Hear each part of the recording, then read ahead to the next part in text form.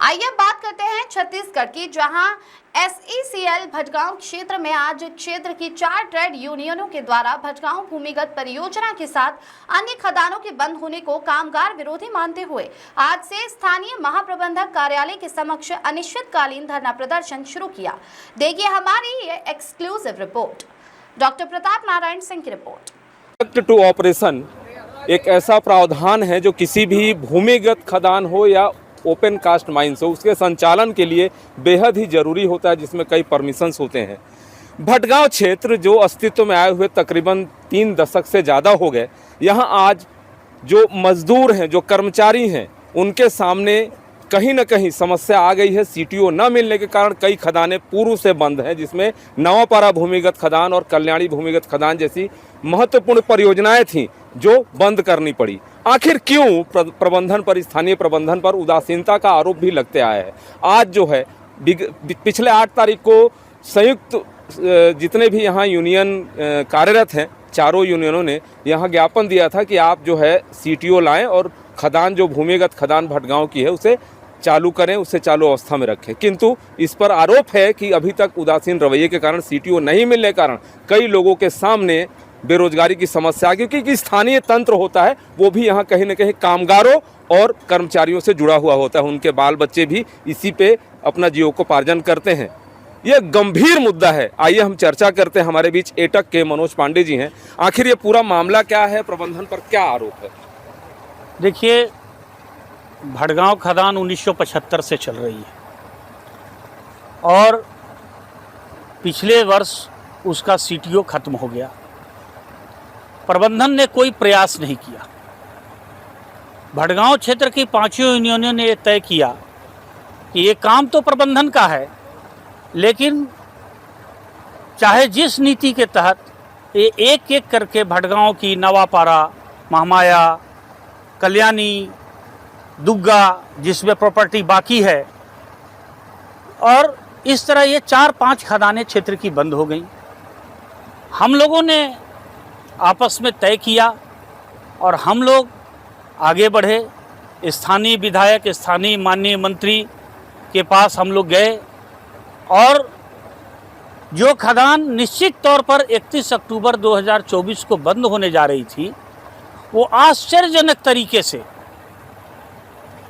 अचानक एक simple letter आया और चालू हो गई 1 साल के लिए। आज परिस्थितियां वर्तमान में वैसी की वैसी हैं, कोई भी परिस्थिति नहीं बदली। वही खदान का एरिया है, वही खदान का सभी वर्किंग कंडीशन है, लेकिन फिर से खदान का जो एक्सटेंशन मिलना है उसमें प्रबंधन का प्रयास बहुत ही नकारात्मक है और मंत्रालय उसको CTO जारी करने में हील हवाला कर रही है। इसलिए हम लोग पुनः इस आंदोलन के लिए अग्रसर हुए हैं कि CTO पुनः उसी परिस्थिति में, जिस परिस्थिति में 1 नवंबर 2024 को दिया गया था, वही परिस्थितियां आज भी खदान के साथ हैं। इसलिए CTO को पुनः अगले जो प्रबंधन का एप्लीकेशन है 2 वर्ष के लिए, पता नहीं छत्तीसगढ़ का जो पर्यावरण मंडल और वन मंडल है क्यों उसको बार बार एप्लीकेशन को रिग्रेट कर दे रहा है। अधिकारियों के प्रयास में कहाँ कमी है, इसलिए प्रबंधन के ऊपर दबाव बनाने के लिए हम लोग ये कार्यक्रम कर रहे हैं। बाकी हमारे साथी जानकारी देंगे। हमारे साथ C2 के अजय शर्मा जी हैं। अजय जी, ये क्या मानते हैं, जो प्राइवेट कंपनियां होती हैं, अदानी हैं, अंबानी हैं, इनको तो CTO विदिन 24 घंटे मिल जाता है। आखिर SECL जो सार्वजनिक क्षेत्र का उपक्रम है, राष्ट्रीयकरण के बाद हर घर में जो रोशनी होती है आप लोगों की वजह से होती है, यहाँ के मजदूरों की वजह से होती है। क्या मानते हैं, यदि प्राइवेट कंपनियां होती उनको तो CTO तत्काल मिल जाता, ये विसंगति क्यों है? धन्यवाद। सरकार की जो आज पॉलिसी है, उस पॉलिसी में सरकार जो है पहले तो कोयला ब्लॉक का आवंटन किया। खुद प्रधानमंत्री महोदय जो है कोयला का ब्लॉक का आवंटन करने लगे। कितने बार उसकी बैठकें बुलाए, मार्केट में कोयला आवंटन जितना वो सोचे थे उतना हो नहीं पाया, और जो कोयला ब्लॉक का आवंटन हुआ उसका जो कोयला खदान खोलना था वो खदान नहीं खुल पाया। तो सरकार को फिर पूंजीपति लोग दबाव बनाए और दबाव बनाने के बाद सरकार ने एक पॉलिसी लाई, नेशनल मोटराइजेशन पाइपलाइन एनएमपी जिसको बोलते हैं। एनएमपी के नाम पर 28,500 करोड़ रुपया सरकारी खजाना में देने के लिए भारत की जो कोल इंडिया है, कोल इंडिया की लगभग 237 कोयला खदानों को बेच करके प्राइवेट के हाथों में दे करके, और वो कैपिटल जो 28,500 करोड़ रुपया सरकारी खजाना में जमा करना है, उसको जमा करने के तहत सरकार जो है और प्रबंधन, हायर प्रबंधन मिल करके इस तरह की खदाने को सीटीओ के नाम पर, ईसी के नाम पर, एफसी के नाम पर तमाम तरह के धाराएं लगा करके इसको बंद कर रही है। और बंद करके और उसको चालू प्राइवेट के हाथों में दे करके एमडीओ और रेवेन्यू शेयरिंग मोड नाम का 2 आज चल रहा है। तो एमडीओ में और रेवेन्यू शेयरिंग में सरकार देने की पॉलिसी बना रही है। एमडीओ मोड में जो है हमारी कोयला खदान जो आज चल रही है, जितना हमारे आज परमानेंट कर्मचारी को सुख सुविधाएं हैं, उसमें कोई भी परमानेंट कर्मचारी नहीं रहेगा, सिर्फ बोर्ड भर रहेगा। और एमडीओ में जब खदाने जाएगी तो उसमें कोई भी परमानेंट एम्प्लॉय नहीं होगा, पूरा का पूरा कॉन्ट्रैक्टर एम्प्लॉय होगा। और उसका लाभांश जो होगा, आज जैसे कोल इंडिया का लाभांश लगभग जो है एवरेज 20 से 40% के बीच में पूरे कोल इंडिया का लाभांश है, उस लाभांश के बदले में मात्र 4% से लेकर के 10% में वो लाभांश देगा, कोल इंडिया को। और उसमें भी अगर उसको नुकसान होता है तो कोई वो कोल इंडिया को रेवेन्यू नहीं देगा। इसी तरह से ठीक रेवेन्यू शेयरिंग है, रेवेन्यू शेयरिंग में मैक्सिमम 4% देने का है।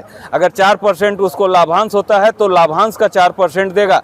तो सरकार अपनी पॉलिसी के तहत से कोल इंडिया में परमानेंट डिप्लॉयमेंट जो हो रही है उसको कम करके कोल इंडिया को प्राइवेट के हाथों में, पूंजीपतियों के हाथों में सौंपने का, यह जो है निजीकरण का जब हम लोगों ने विरोध किया, कमर्शियल माइनिंग का विरोध किया, तमाम तरह के हमारे कोल इंडिया के तमाम मजदूर जब एक चट्टानी एकता का ताकत दिखा करके और कोल इंडिया को हर सरकार के मंसूबे को पानी फेर दिया, तो सरकार जो है इस तरह की नीति ला करके एमडी और रेवेन्यू शेयरिंग के नाम पर, कोल इंडिया में सीटीओ के नाम पर, एफसी के नाम पर तमाम तरह के धारा लगा करके कोल इंडिया की चालू खदाने को बंद कर रही है। और बंद करके इसको प्राइवेट हाथों में सौंपने का यह साजिश है। इसलिए इस साजिश को हम लोग नाकाम करने के लिए संयुक्त मोर्चा के रूप में चारों संगठन आज से अनिश्चितकालीन यहाँ महाप्रबंधक कार्यालय भटगांव क्षेत्र के समक्ष धरना प्रदर्शन हम लोग कर रहे हैं। धन्यवाद। हिंद मजदूर सभा के सतीश तिवारी जी हमारे साथ है। ये जानते हैं आखिर एक 5वें यूनियन की बात की जाए बीएमएस की, तो वो आज साथ क्यों नहीं है, जबकि यह मुद्दा कहीं ना कहीं श्रमिक हित से जुड़ा हुआ है, क्षेत्र हित से जुड़ा हुआ है। इस पर प्रकाश डालेंगे। धन्यवाद। 5वीं यूनियन रहती पिछली बार जब थी तभी हम लोग को इस क्षेत्र में जो अभी 1 साल जो 31 तारीख तक चलना था वो अभी चलेगा। लेकिन पिछली बार उन्होंने हमारे साथ दिया था, इस बार हम लोगों ने उनको कई बार ऑफ़र दिया कि आप आइए हमारे साथ रहिए। उन्होंने प्रबंधक से मिलके अपना एक कार्यक्रम निर्धारित किया और अभी आप सुने होंगे कि 11 तारीख तक उन्होंने भटगांव क्षेत्र के भटगांव इकाई में बैठे थे और वहाँ के जो नगर अध्यक्ष है उनको लेकर के उनका समर्थन भी मांगे। क्षेत्रीय महाप्रबंधक का दबाव आया कि ऊपर से दबाव आया, नहीं मालूम। उन्होंने 13 तारीख को बोला था कि हम भटगांव क्षेत्र का चक्का जाम करेंगे और अनिश्चितकालीन हम रहेंगे, लेकिन ऐसा कुछ नहीं किए और अपना डंडा झंडा हटा लिए। आज घूम के वो बोल रहे हैं क्षेत्रीय प्रबंधक के दबाव में, क्षेत्रीय प्रबंधक और ये दोनों कि सीटीओ भटगांव क्षेत्र में आ गया है। तो हम लोगों ने यही पूछा है कि अगर सीटीओ आ गया है तो क्यों नहीं पब्लिक में आप चस्पा कर रहे हैं, माइन पर लगा दें, मुहाड़े पर लगा दें, पब्लिक में लगाएं, फ्लेक्सी लगा दें, लेकिन वो नहीं हो रहा है। और भारतीय मजदूर संघ अपना काम अपने लोगों का अपनी मिट्टी मुआ बनने के लिए लेकर के एक अलग झंडा घूम रही है। और 4 श्रम संगठन के आग्रह के बाद भी वो इन संगठनों के साथ नहीं आना चाहे। उनको हम लोगों ने प्रयास किया कि आप हमारे साथ लड़ेंगे तो हमारी एक मुट्ठी की ताकत बनेंगे, लेकिन वो नहीं आए। हम लोगों ने अपनी एकता चाहते थे लेकिन वो नहीं आए। वह जो अलग झंडा अलग डंडा लेके अलग राह लाप रहे हैं, यही उनकी नीति है। प्रबंधन के साथ मिले जुले हुए हैं। मैं तो ये कहूँगा कि प्रबंधन उनको लेके घूम रही है और प्रबंधन के साथ कदम में कदम मिला के चल रहे हैं। प्रबंधन के साथ कदम से कदम मिलाकर चल रहे हैं। आपने बात की, हमारे साथ इंटक के राजेंद्र प्रताप सिंह जी हैं। ये क्या मानते हैं, यदि ऐसी मांगों को जो मजदूर हित में है, सीटीओ जैसी चीज़ें जो बहुत आवश्यक होती है माइंस के संचालन के लिए, केंद्रीय उपक्रम है, सार्वजनिक क्षेत्र का उपक्रम है और ACCL कहीं ना कहीं मिनी रत्न के दायरे में आता है। आज यह स्थितियां क्यों निर्मित हो रही हैं? यदि इन खदानों को नहीं चालू किया गया, जो आप लोगों का मांग पत्र है, बहुत ही गंभीर विषय है, तो आगे क्या रणनीति रहेगी? देखिए, जो हम लोगों का मानना है कि इसमें शासन और प्रबंधन, केंद्रीय शासन प्रबंधन जो व्यवस्था है और खदानों को बंद करने की, हमारा ये कहना है, हम लोगों को ये समझ में नहीं आता है कि जब हमारे खदानों में संपत्ति है, कोयला है, हमारे कर्मचारी हैं, संसाधन हैं उनके निकालने के, हमारी पूरी कंपनी है, तो फिर इनको केवल कागज़ के आधार पे बंद करना, परमिशन देने की जो क्षमता है या जो अधिकार है वो तो सरकार को है, प्रबंधन को है।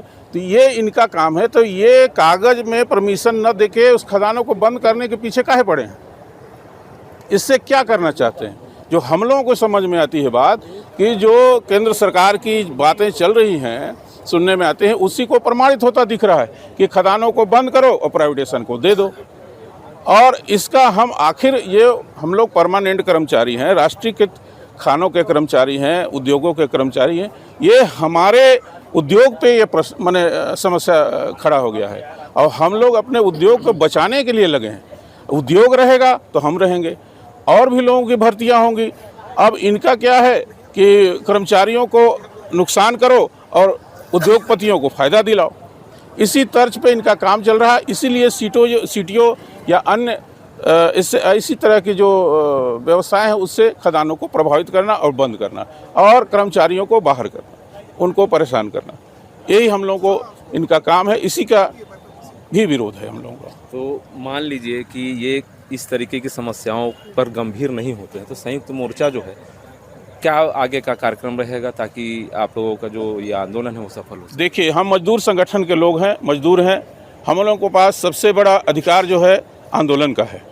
हम मजदूर संगठन 4 संगठन, अभी हम लोग पिछले बार जैसा साथियों ने बताया 5 थे। इन्होंने, मैं तो कहूँगा, फूट डालो राजनीति और शासन करो वाला नीति के तहत प्रबंधन जो है एक को बाहर करके हम लोगों को कमज़ोर करना चाह रही है। इसी तरीके से लेकिन हम 4 एकजुट रहेंगे और जितना संघर्ष होगा, हम लोग के पास जो अधिकार है संविधान के तहत, उससे हम पूरी लड़ाई लड़ेंगे और हर स्तर तक जाएंगे। हर स्तर तक जाएंगे, बहुत बड़ी बात आपने कही, हर स्तर तक जाएंगे चारों यूनियन। मैं दिखाना चाहूँगा तस्वीरों में जो आज ये कामगार बैठे हैं अनिश्चितकालीन धरने पे, जो आज से चालू है और यह आंदोलन चरणबद्ध रहेगा। अब देखना होगा प्रबंधन, जो स्थानीय प्रबंधन है वो किस वक्त जागता है और सीटीओ के लिए जो संघर्ष कर रहे हैं चारों यूनियन संयुक्त रूप से, उसके साथ क्षेत्र के आम लोगों को कब राहत पहुंचाता है, यह तो देखने वाली बात होगी। Doctor Pratap Narayan Singh, Indian Republic news, गणतंत्र भारत की स्वतंत्र आवाज़।